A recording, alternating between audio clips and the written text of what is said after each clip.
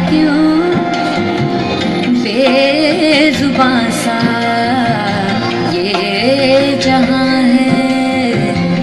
खुशी के पल कहाँ ढूंढूं बेनिशां सा वक्त भी यहाँ है। जाने कितने लोगों पे गिले हैं जिंदगी से कई फासले हैं।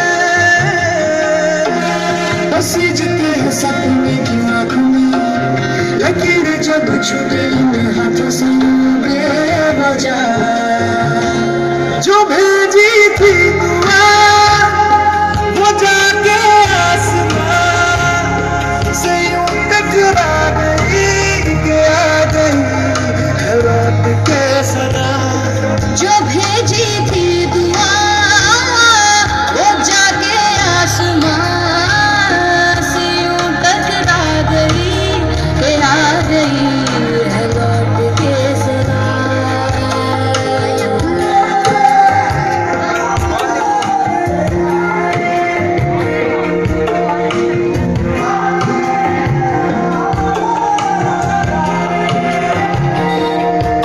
सांसों ने कहा रुख मोड़ लिया कोई राह नजर में न आए। धड़कन ने कहा दिल छोड़ दिया कहाँ छोड़े इन जिस्मों में साए। यही बार बार सोचता हूँ मेरे साथ साथ चल रहा है यादों का धुआं। जो भेजी थी दुआ वो जाके आसमां से यूं टकरा गई कि आ गई है लौट के सदा। मुझे जी लेने दो, अपनी कसम मैं आपको कभी तंग नहीं करूंगी। माँ, मेरी स्कूल फीस की चिंता मत करना, मैं भैया की किताबों से अपने आप ही पढ़ लिख जाऊंगी। और हाँ, पापा से कहना मेरे दहेज की चिंता ना करें, मैं आपके साथ रहकर आपके बुढ़ापे का सहारा बनूंगी।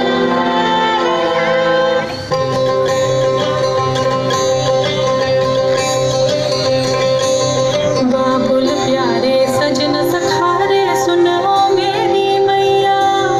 कुछ नहीं मैं किसी के सर का ना मझधार में नैया। पतवार बनूंगी लहरों से लड़ूंगी पर मुझे क्या बेचेगा रुपया। हो अरे मुझे क्या बेचेगा रुपया।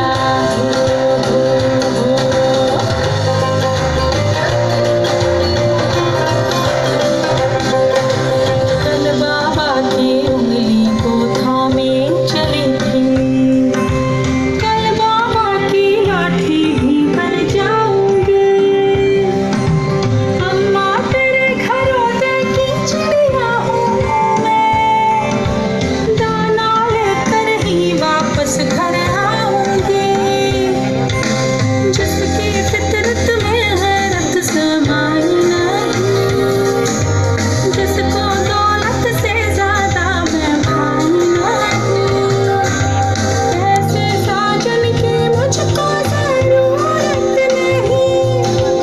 ना कहने का सुन लो मुहूर्त यही।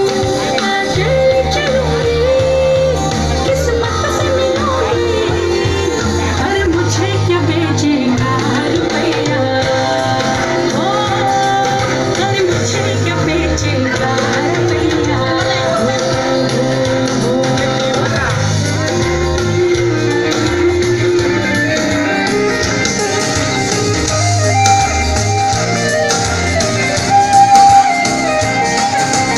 दिल से అత్యద్భుతంగా నటించినటువంటి ఈ విద్యార్థులను కన్నుల పండుగ మనం గమనించాము కదా.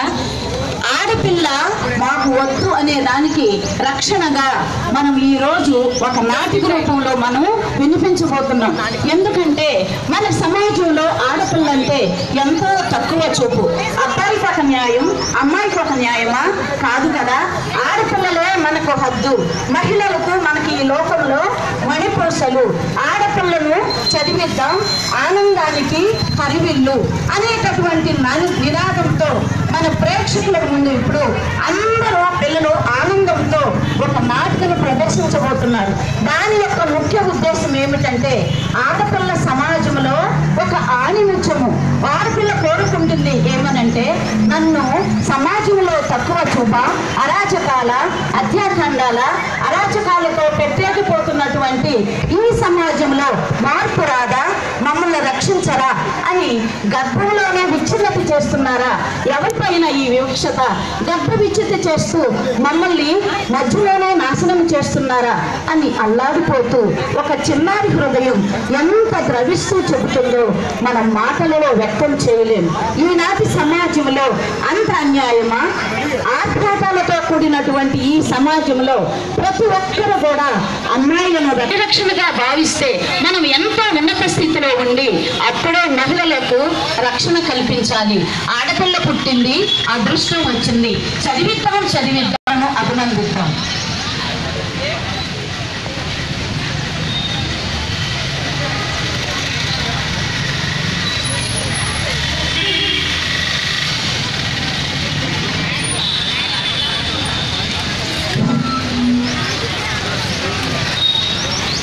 చేరుకునేసరికి వాళ్ళ అబ్బాయి పరిగెత్తుకుంటూ వచ్చి కంగారుగా ఏదో చెప్పాడు. అదేంటో చూద్దాం.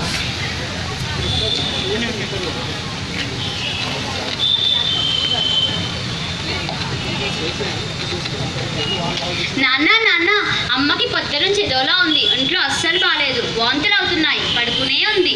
అవునా, పద చూద్దాం. ఏమైంది కామాక్షి? ఏంటోనండి, పొద్దున్న నుంచి తల తిరుగుతోంది, నీరసంగా ఉంది, వాంతులు అవుతున్నాయి. అవునా, ఇప్పుడే డాక్టర్ వనజకి ఫోన్ చేస్తాను. ఎందుకురా అంత కంగారు పడుతున్నావు? ఆ లక్షణాలు చూస్తుంటే తెలియటంలే. కానీ నీళ్ళు పోసుకుందంటే కంగారు పడాల్సిన అవసరం ఏమీ లేదు. మనకు రిస్క్ ఎందుకమ్మా? డాక్టర్ గారికి ఫోన్ చేస్తే వారే వచ్చి చూస్తారు కదా.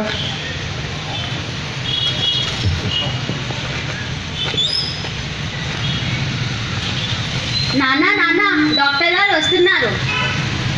గుడ్ ఈవినింగ్ డాక్టర్, రండి. Good evening. కామాక్షికి పొద్దు నుంచి ఒంట్లో బాగలేదు, వాంతులు అవుతున్నాయి, ఏంటో చూడరా? ఓకే, ఏమైందమ్మా, ఎలా ఉంది? పర్వాలేదండి, ఇప్పుడు కొంచెం నీరసంగా ఉంది.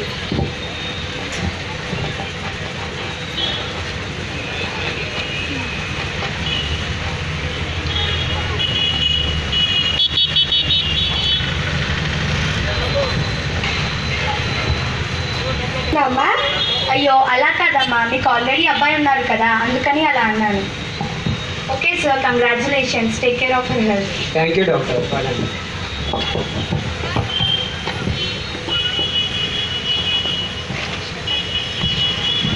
వరండాలో పేపర్ చదువుకుంటున్నాడు రామస్వామి. కాఫీ తీసుకుని మెల్లగా తన విషయం బయట పెట్టడానికి వస్తుంది శాంతమ్మ.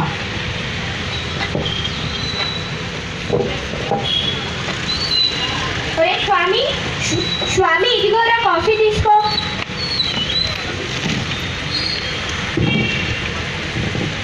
నీతో ఒక విషయం చెప్పాలనుకుంటున్నానా? ఏంటమ్మా అది?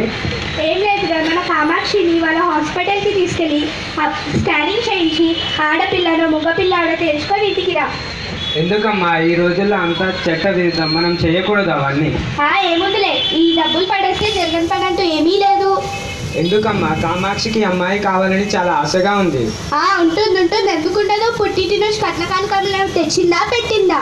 అయినా రేపొద్దు నా పాప పెరిగి పెద్దదైనాక కట్నాలు కానుకలు చదువు ఖర్చులు పెట్టుకోగలుగుతావా? సరేలే అమ్మా, చూద్దాం. 1994లో భారతదేశంలో లింగ నిర్ధారణ గర్భవిచ్ఛిన్న పరీక్ష చేయడం నిషేధించారు. ఎవరైనా అవి చేస్తే వాళ్ళు చట్ట ప్రకారం శిక్షింపబడతారు. మొత్తానికి అత్తగారు ఆమె పంతం నెగ్గించుకుని హాస్పిటల్ తీసుకువెళ్ళి సెక్స్ డిటర్మినేషన్ చేయించి ఆడపిల్ల అని తెలుసుకుంది. మరుసటి రోజు అత్తగారు డాక్టర్ వనజని కలిసి ఆమె కోడలు గర్భవిచ్ఛిన్నం చేయమని డబ్బు చూపించింది. కానీ డాక్టర్ వనజ తన వృత్తికి అన్యాయం చేయకూడదని ఒక నిర్ణయానికి వచ్చింది.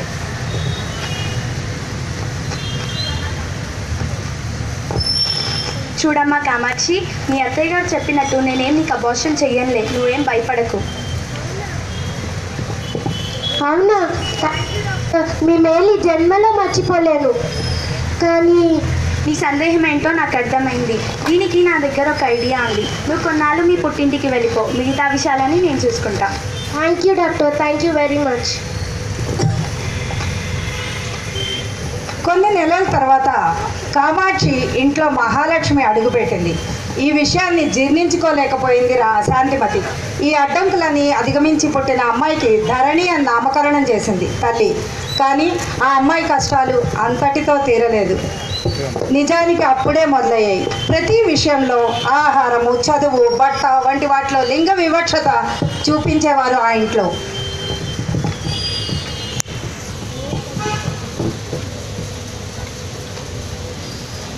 హాయ్ వాణి. హాయ్. ఇదిగో మీ అన్నయ్య ఇప్పుడే వచ్చి నీకు బాక్స్ ఇచ్చి వెళ్ళాడు. అవునా? వాడికి ఈరోజు స్పోర్ట్స్ మీట్ ఉంది, అందుకనే తొందరగా ఇచ్చి వెళ్ళాడు. అవును ధరణి, మీ అన్నయ్య ఎప్పుడు కనబడడు? ఏ స్కూలు? మా అన్నయ్య వాళ్ళు ఇంటర్నేషనల్ స్కూల్లో చదువుతున్నాడు.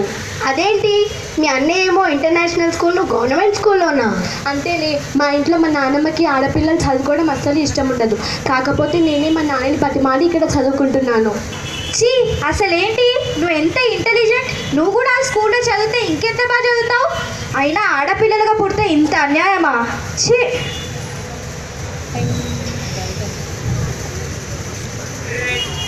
వెళ్ళైపోయింది పదవి. మన రాజ్యాంగంలోని ఆర్టికల్ 14 ప్రకారం ప్రతి మనిషికి సమానత్వం హక్కు ఉంది. లింగ వివక్ష చూపించడం నేరం. ఈ 21వ శతాబ్దంలో కూడా ఇంకా లింగ వివక్ష చూపించడం మన దేశ అభివృద్ధికే ఆటంకం. ఆడ మగ అని లేకుండా, తేడా లేకుండా ప్రతి వాళ్ళని చదివించడం నేర్చుకోండి. అరే మా అమ్మ రాత్రి బిర్యానీ మస్తుందిరా.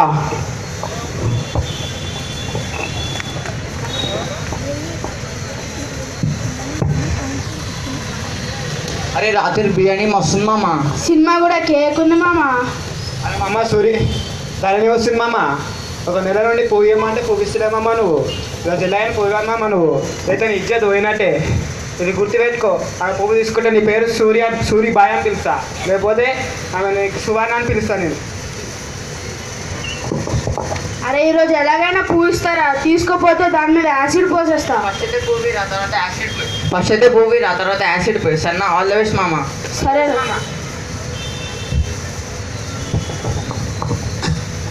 సరేనే, ఈ పువ్వు తీసుకొని నా బండెక్కు, లేకపోతే మా ఫ్రెండ్స్ ముందు నా పరువు పోతుంది. నీ పరువు పోతే నాకేంటి? నేను తీసుకుని రాను, ఏం చేసుకుంటావు చేసుకోపో. తీసుకోపోతే యాసిడ్ పోస్తా. యాసిడ్ పోస్తావు? యాసిడ్ నీ బొక్క మీద పోస్తారు యాసిడ్. సార్ వద్దు సార్, సార్ వద్దు సార్. ఇంట్లో చదువుకోమని పంపిస్తే వద్దు మేడం. మీకు ఇలా కాదురా, స్టేషన్లో పెట్టి 4 రోజులు బీగితే అప్పుడు మీకు అర్థం వస్తుంది. పదండ్రా, పదండి.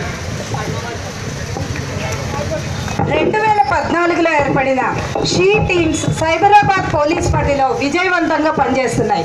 ఇవి ముఖ్యంగా రద్దీ ప్రదేశాల్లో, బస్ స్టాపుల్లో ఎవరైనా అమ్మాయిల్ని వేధించే సందర్భాల్లో షీ టీమ్స్. కొన్ని రోజుల తర్వాత ధరణికి మెడిసిన్లో సీట్ వస్తుంది. అమ్మా అమ్మా అమ్మ ఇట్రా అమ్మా. ఏంటి ధరణి? అమ్మ నాకు మెడిసిన్లో సీట్ వచ్చిందమ్మా, నేను చాలా సంతోషంగా ఉన్నాను. నేను త్వరలో డాక్టర్ కాబోతున్నానమ్మా. అవునా? కంగ్రాచులేషన్స్ నాన్న, నా బంగారు తల్లి. థ్యాంక్ యూ అమ్మా.